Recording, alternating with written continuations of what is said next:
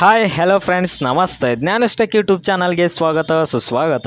ಇವತ್ತಿನ ವಿಡಿಯೋದಲ್ಲಿ ನಾನು ಕರ್ನಾಟಕದಲ್ಲಿ ಕರೆದಿರುವಂಥ RTO ಹುದ್ದೆಗಳು ಹೊಸ ನೇಮಕಾತಿ 2024 ಬಗ್ಗೆ ಹೇಳ್ತಾ ಇದ್ದೀನಿ. ಇದು 10 ಮತ್ತು 12ನೇ ಹಾಗೂ ಡಿಪ್ಲೊಮಾ ಪಾಸಾದ ಪುರುಷರು ಮತ್ತು ಮಹಿಳೆಯರು ಅರ್ಜಿಗಳನ್ನು ಸಲ್ಲಿಸಬಹುದು. ಉದ್ಯೋಗ ಸ್ಥಳ ನೋಡಿಬಿಟ್ರೆ ನಮ್ಮ ಕರ್ನಾಟಕನೇ ಆಗಿರುತ್ತೆ. ಸೊ ಇದು KPSC ಕಡೆಯಿಂದ ಕರೆದಿರುವಂಥ ಕಾಲ್ ಫಾರ್ಮ್ ಆಗಿರುತ್ತೆ. ಸೊ ಕರ್ನಾಟಕ ಲೋಕಸೇವಾ ಆಯೋಗ ಕಡೆಯಿಂದ ಕರೆದಿರುವಂಥ RTO ಹುದ್ದೆಗಳಾಗಿರುತ್ತೆ. ಇದು ಗೌರ್ಮೆಂಟ್ ಹುದ್ದೆಗಳಾಗಿರುತ್ತೆ. ಸೊ ಇದಕ್ಕೆ ಏನೇನು ಅರ್ಹತೆ ಬೇಕು ಮತ್ತು ಸಂಬಳ ಏನು, ವಯೋಮಿತಿ ಸಡಿಲಿಕೆ ಏನು, ಅರ್ಜಿ ಶುಲ್ಕ ಏನು, ಪ್ರತಿಯೊಂದನ್ನು ನಾನು ಇದರಲ್ಲಿ ಹೇಳ್ಕೊಡ್ತೀನಿ. ಅದೇ ರೀತಿ ಆಯ್ಕೆ ವಿಧಾನನೂ ಕೂಡ ಹೇಳ್ತೀನಿ ಇದರಲ್ಲಿ. ಸೊ ವಿಡಿಯೋನ ಕೊನೆವರೆಗೂ ನೋಡಿ, ಸ್ಕಿಪ್ ಮಾಡಬೇಡಿ. ಅದೇ ರೀತಿ ಹೊಸಬ್ರು ನನ್ನ ಚಾನಲ್ನ ಸಬ್ಸ್ಕ್ರೈಬ್ ಮಾಡ್ಕೊಳ್ಳಿ, ಲೈಕ್ ಮಾಡಿ ಮತ್ತು ನಿಮ್ಮ ಫ್ರೆಂಡ್ಸಿಗೂ ಕೂಡ ಶೇರ್ ಮಾಡಿ. ಏನಕ್ಕಂತ ಅಂದರೆ ನನ್ನ ವಾಟ್ಸಪ್ ಚಾನಲ್ನಲ್ಲಿ ನಾನು government job update, scholarship update, application ಹಾಕೋ ವಿಧಾನಗಳನ್ನೆಲ್ಲ ಅಪ್ಡೇಟ್ ಮಾಡ್ತಾ ಇರ್ತೀನಿ. ಸೊ ದಯವಿಟ್ಟು ಸಬ್ಸ್ಕ್ರೈಬ್ ಮಾಡ್ಕೊಳ್ಳಿ ಅಂತ ಹೇಳ್ತಾ, ವಿಡಿಯೋನ ಕೊನೆವರೆಗೂ ನೋಡಿ ಅಂತ ಹೇಳ್ತಾ ಈ ವಿಡಿಯೋನ ಸ್ಟಾರ್ಟ್ ಮಾಡೋಣ ಬನ್ನಿ friends. Okay, let's go friends. ಇಲಾಖೆ ಹೆಸರು ಬಂದುಬಿಟ್ಟು ಕರ್ನಾಟಕ ಲೋಕಸೇವಾ ಆಯೋಗ ಅಂದರೆ KPSC. ಹುದ್ದೆಗಳ ಸಂಖ್ಯೆ 76 ಹುದ್ದೆಗಳನ್ನು ಕರೆದಿದ್ದಾರೆ. ಹುದ್ದೆಗಳ ಹೆಸರು ಮೋಟಾರ್ ವೆಹಿಕಲ್ ಇನ್ಸ್ಪೆಕ್ಟರ್ ಅಂದರೆ RTO ಹುದ್ದೆಗಳು. ಉದ್ಯೋಗ ಸ್ಥಳ ಕರ್ನಾಟಕ ಆಗಿರುತ್ತೆ. ಅಪ್ಲಿಕೇಶನ್ ಮೋಡ್ ಅಂದರೆ ಆನ್ಲೈನಲ್ಲಿ ಹಾಕೋ ಅಪ್ಲಿಕೇಶನ್ ಆಗಿರುತ್ತೆ, ಯಾವುದೇ ಆಫ್ಲೈನ್ ಆಗಿರಲ್ಲ. ಸೊ KPSC ವೆಬ್ಸೈಟ್ಗೆ ಹೋಗಿ ಅಪ್ಲಿಕೇಶನ್ ಹಾಕೋದಿರುತ್ತೆ. ನೆಕ್ಸ್ಟ್ ವಿಡಿಯೋದಲ್ಲಿ ಕೂಡ ಯಾವ ರೀತಿ ಅಪ್ಲಿಕೇಶನ್ ಹಾಕಬೇಕು ಅನ್ನೋದನ್ನು ಕೂಡ ನಾನು ಅಪ್ಡೇಟ್ ಮಾಡ್ತೀನಿ. ಆಮೇಲೆ ಹುದ್ದೆಗಳ ವಿವರ: ಮೋಟಾರ್ ವೆಹಿಕಲ್ ಇನ್ಸ್ಪೆಕ್ಟರ್ RPC 70 ಹುದ್ದೆಗಳು, ಮೋಟಾರ್ ವೆಹಿಕಲ್ ಇನ್ಸ್ಪೆಕ್ಟರ್ HK 6 ಹುದ್ದೆಗಳಿರುತ್ತೆ. ಸೊ ಇದು ಹೈದರಾಬಾದ್, ಕರ್ನಾಟಕ ಮತ್ತು RPCಗೆ ಈ ರೀತಿ ಡಿವೈಡ್ ಮಾಡಿದ್ದಾರೆ. ಆಮೇಲೆ ಸಂಬಳದ ವಿವರ ನೋಡ್ತಾ ಬಂದರೆ, ಕರ್ನಾಟಕ ಪಬ್ಲಿಕ್ ಸರ್ವಿಸ್ ಅಂದರೆ KPSC ನೇಮಕಾತಿ ಆಯ್ಕೆಯಾದ ಅಭ್ಯರ್ಥಿಗಳಿಗೆ ಪ್ರತಿಯೊಬ್ಬರಿಗೂ ಕೂಡ ಸ್ಟಾರ್ಟಿಂಗ್ 33,450ರಿಂದ 62,600 ಸಂಬಳ ನೀಡಲಾಗೋದು. ಒಳ್ಳೆ ಸಂಬಳ ಅಂತ ಹೇಳ್ಬೋದು ಫ್ರೆಂಡ್ಸ್. ಅಪ್ಲಿಕೇಶನ್ ಹಾಕೋರು ಅಪ್ಲಿಕೇಶನ್ಗಳನ್ನು ಹಾಕಿ. ನೆಕ್ಸ್ಟು ವಯಸ್ಸಿನ ಮಿತಿ ನೋಡೋದಾದರೆ, ಕನಿಷ್ಠ 18 ವರ್ಷ ಕಂಪ್ಲೀಟ್ ಆಗಿರಬೇಕು, ಗರಿಷ್ಠ 35 ವರ್ಷದ ಒಳಗಿರಬೇಕು. 35 ಮೀರಿದವ್ರಿಗೂ ಕೂಡ ವಯೋಮಿತಿ ಸಡಿಲಿಕೆಯನ್ನು ಕಾಸ್ಟ್ ವೈಸ್ ನೀಡಿದ್ದಾರೆ.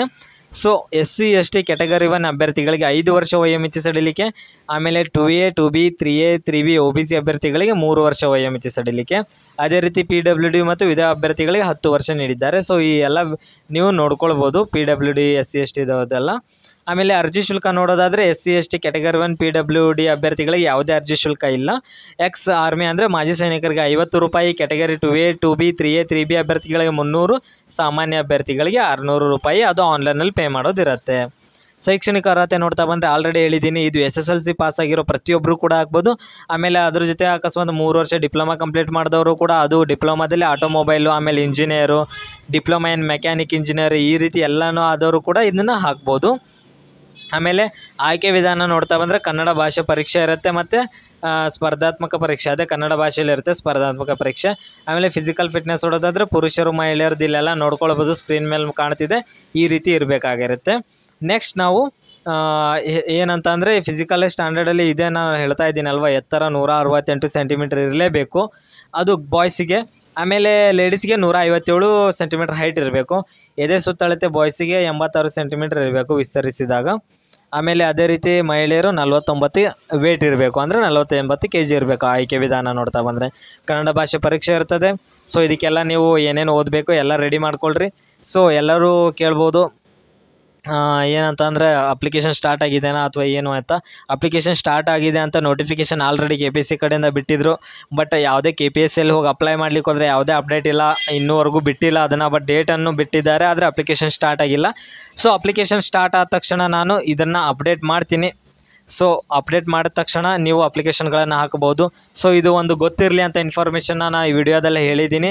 ಸೊ RTOಗೆ ಯಾರು ಅಪ್ಲಿಕೇಶನ್ ಹಾಕ್ಕೊಳ್ಬೇಕಂತ ಇದ್ದೀರಾ, ಎಲ್ಲ ಡಾಕ್ಯುಮೆಂಟ್ಗಳನ್ನು ಕೂಡ ರೆಡಿ ಮಾಡಿಟ್ಕೊಳ್ಳಿ. ಡೈಲಿ ಅಪ್ಡೇಟ್ಗಳನ್ನ ಚೆಕ್ ಮಾಡ್ತಾ ಇರ್ರಿ, ಅಂದರೆ ನಿಮಗೆ ಗೊತ್ತಾಗುತ್ತೆ. ಸೊ ಇದನ್ನು ಆಲ್ರೆಡಿ ಆ್ಯಕ್ಚುಲಿ ಬಿಟ್ಟಿದ್ರು ಡೇಟು KPSC ಕಡೆಯಿಂದ, ಬಟ್ ಇನ್ನೂ ಯಾಕೋ ಸ್ಟಾರ್ಟ್ ಮಾಡಿಲ್ಲ. ಬಟ್ ಈಗ ಸ್ಟಾರ್ಟ್ ಮಾಡ್ತಾರೆ RTO ಹುದ್ದೆಗಳನ್ನ.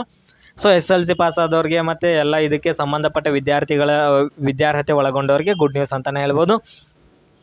ಅದೇ ರೀತಿ ಕೊನೆವರೆಗೂ ವಿಡಿಯೋನ ನೋಡೋದಕ್ಕೆ ತುಂಬ ಧನ್ಯವಾದಗಳನ್ನು ಹೇಳ್ತಾ, ಮತ್ತು ಏನಾದರೂ ಡೌಟ್ ಇದ್ದರೆ ಕಮೆಂಟ್ ಬಾಕ್ಸ್ನಲ್ಲಿ ಕಮೆಂಟ್ ಮಾಡಿ. ಅದೇ ರೀತಿ ವಾಟ್ಸಪ್ ಗ್ರೂಪ್ ಕೂಡ ಡಿಸ್ಕ್ರಿಪ್ಷನಲ್ಲಿ ಕೊಟ್ಟಿರ್ತೀನಿ, ಅಲ್ಲಿ ಜಾಯ್ನ್ ಆಗಿಬಿಟ್ಟು ಫೋನ್ ನಂಬರ್ ಇಸ್ಕೊಳ್ಬೋದು. ಡೈರೆಕ್ಟಾಗಿ ಕಾಲ್ ಮಾಡಿ ನಿಮ್ಮ ಪ್ರಾಬ್ಲಮ್ನೆಲ್ಲ, ಅಂದರೆ ನಿಮ್ಗೆ ಏನು ಗೊತ್ತಾಗಿಲ್ಲ ಅದನ್ನೆಲ್ಲ ಹೇಳಿದ್ರೆ ನಾನು ಆನ್ಸರ್ ಮಾಡ್ತೀನಿ, ಇಲ್ಲ ಕಮೆಂಟ್ ಬಾಕ್ಸ್ನಲ್ಲಿ ಕಮೆಂಟ್ ಮಾಡಿ ಅಂತ ಹೇಳ್ತಾ ಮತ್ತೆ ಒಳ್ಳೆ ವಿಡಿಯೋ ಮೂಲಕ ಬರ್ತೀನಿ. Okay, thank you friends, bye.